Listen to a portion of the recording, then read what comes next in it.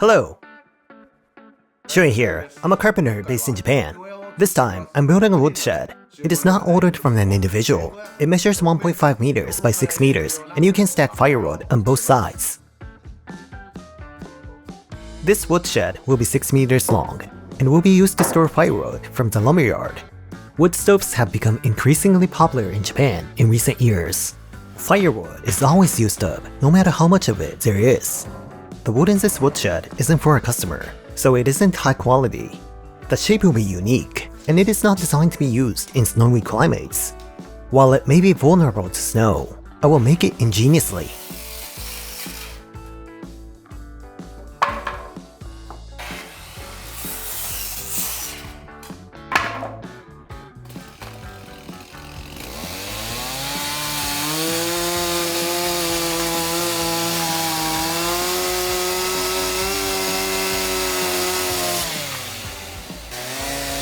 I rough cut the timbers and process them with a jointer and planer.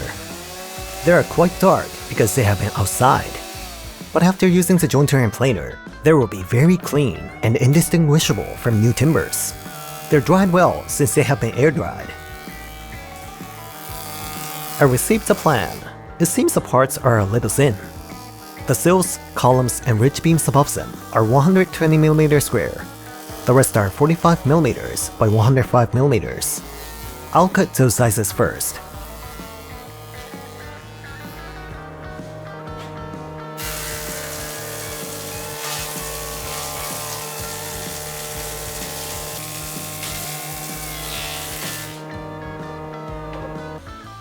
Now that each piece has been cut, I make a full-size drawing.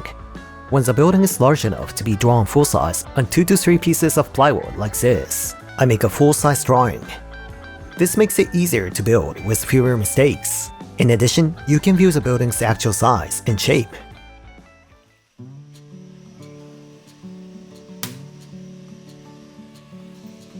Some say, is it really necessary to make a full-size drawing of this size of a building?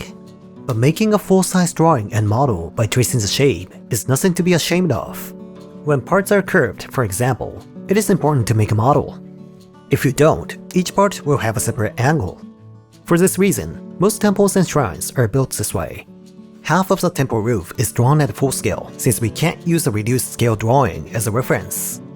I make a model for each part.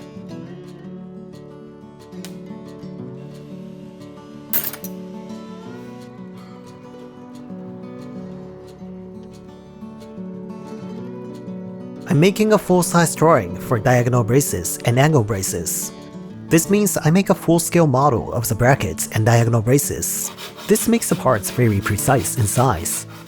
Making the full-scale model is fundamental, even if it takes some time.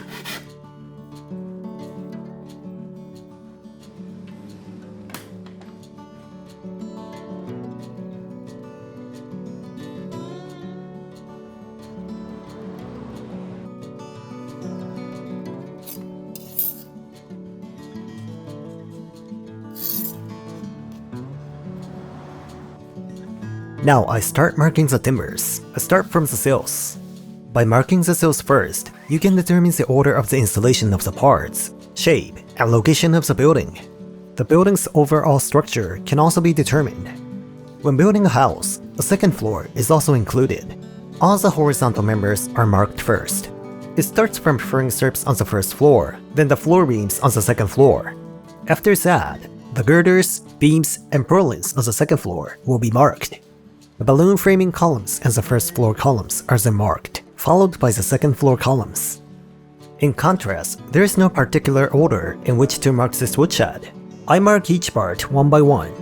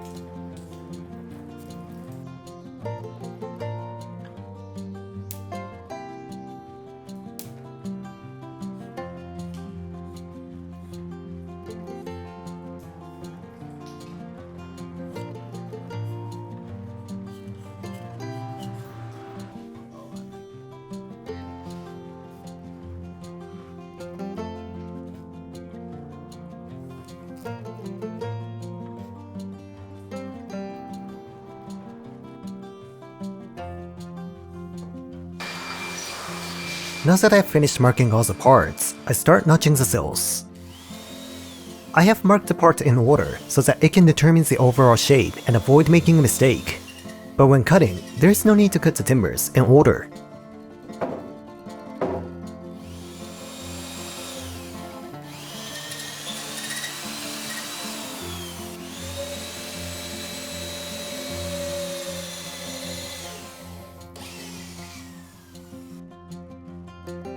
I use a square chisel machine to cut the mortises on the columns.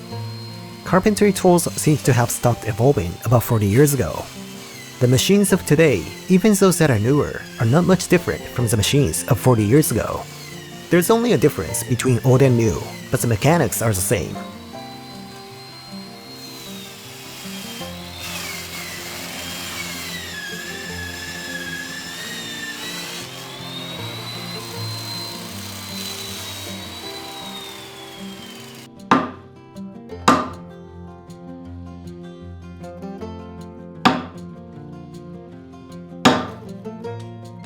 This machine is called an Oiiwe router. It is also old.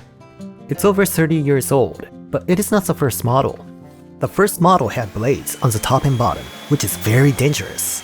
Many carpenters lost their fingers. Currently, the cover has been improved and is automatic, but the mechanism is almost the same. I was really impressed when I used the tool, since it can cut the socket in one go.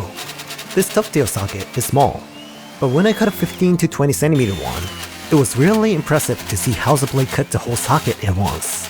It's not 10 times faster, but it is about 6 or 7 times faster.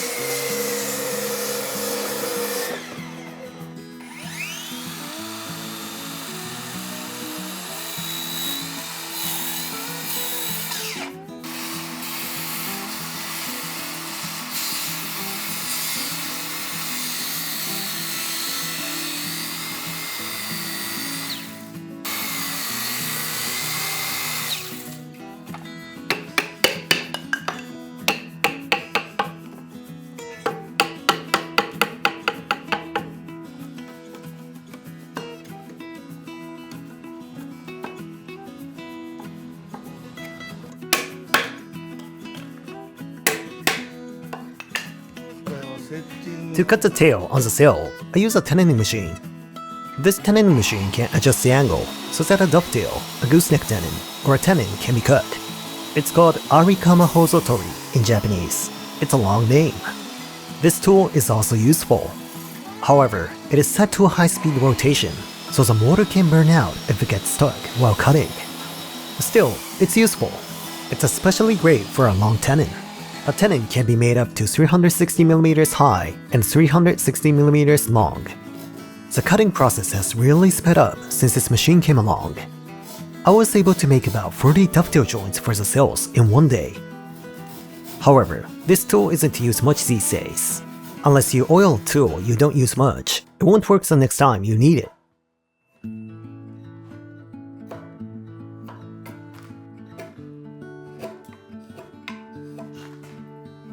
Now that the sail is cut, I cut the ridge beam. As it is the same 120mm square, the work is the same as for the sail. Two pieces will be dovetailed, and the mortises will be cut.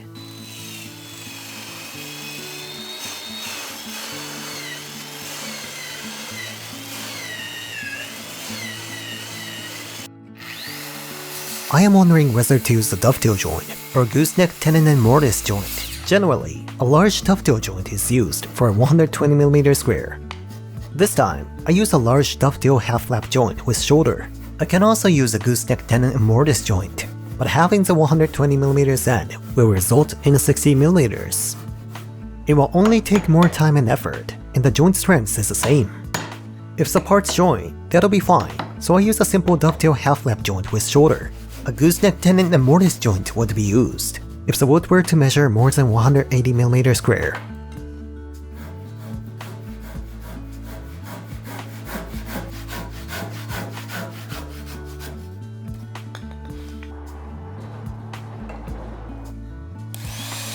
Next, I cut the columns.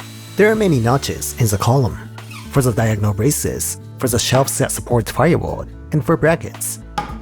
This work requires a square chisel machine.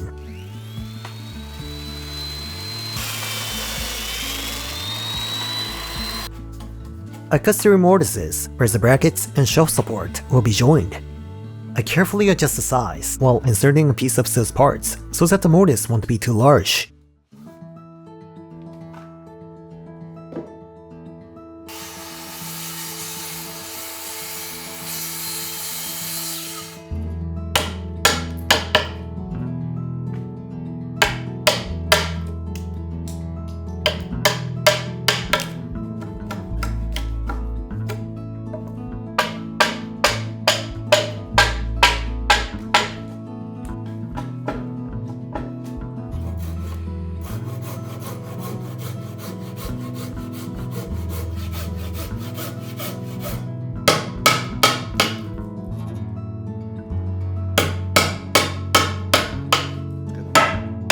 Before cutting the tenon on the column, I first align the lengths of the columns and cut all of them with a large circular saw.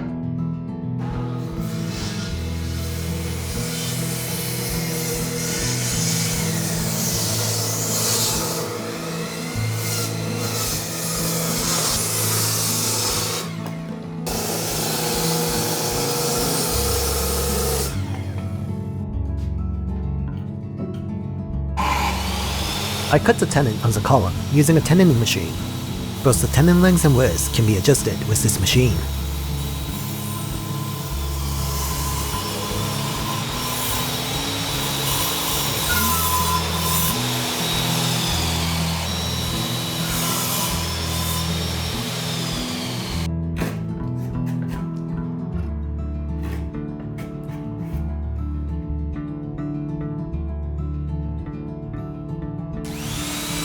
I drill a hole in the face cheek of the column tenon.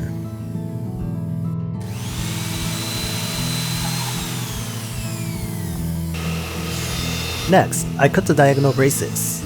I have already marked the diagonal braces using the model. I cut the diagonal braces very carefully and precisely when cutting it at my workshop beforehand. A slight rattle or difference in lengths can tilt a column. That's why I made the model. Only for these diagonal braces, I cut all of them to the same lengths.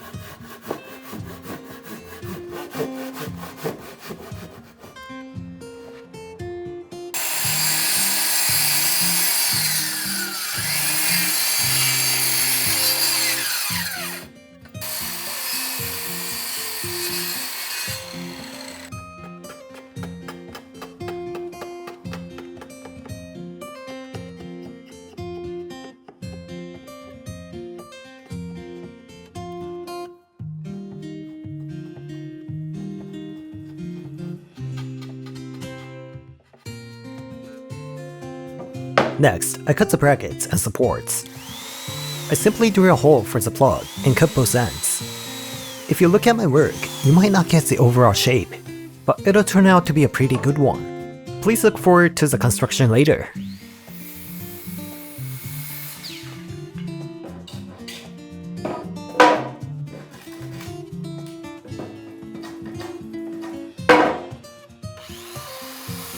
This will be the girder. It's a bit small, but the roof will be made of this material.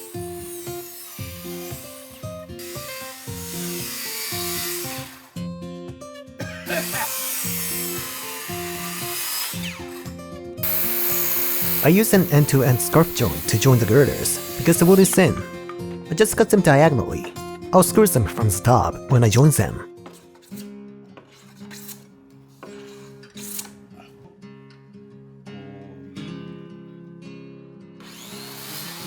Next, I cut the top end of the ridge beam that I cut earlier, according to the slope of the roof. This is another exposed ridge beam on the top. It could be called a roof cap. Since the slope is the same, I make and install them in the same way.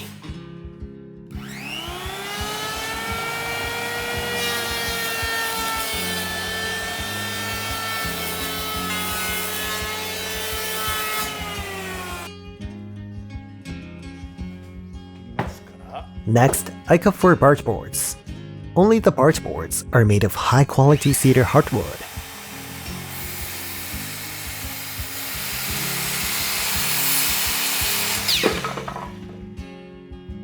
I make sure that the 4 pieces have the same shape.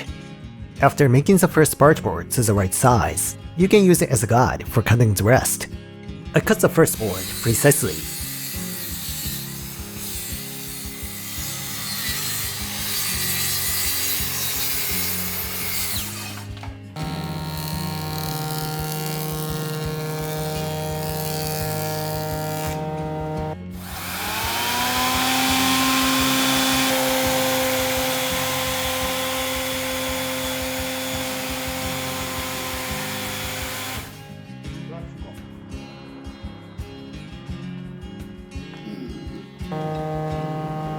Finally, I mix the plugs and the wedges.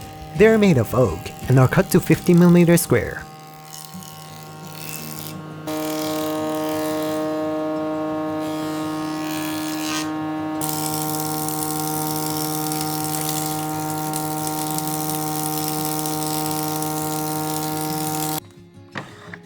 There is an 18mm round hole for the plug. I'll insert the 15mm square plug into it. It's a little difficult to insert a 15mm square plug into an 18mm round hole, so I widely chamfer 4 corners of the square plug. That way, it will fit well.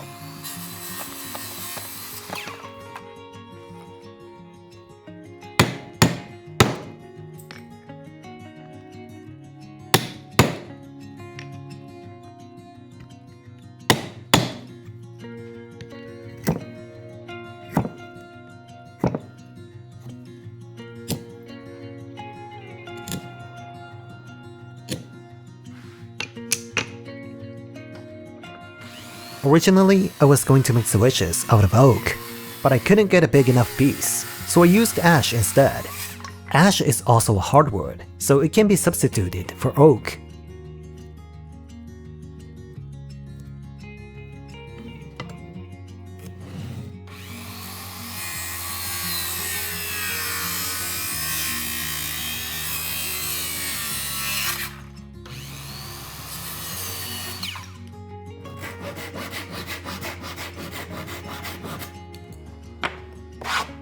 The wedges will be exposed, so I chamfer them firmly.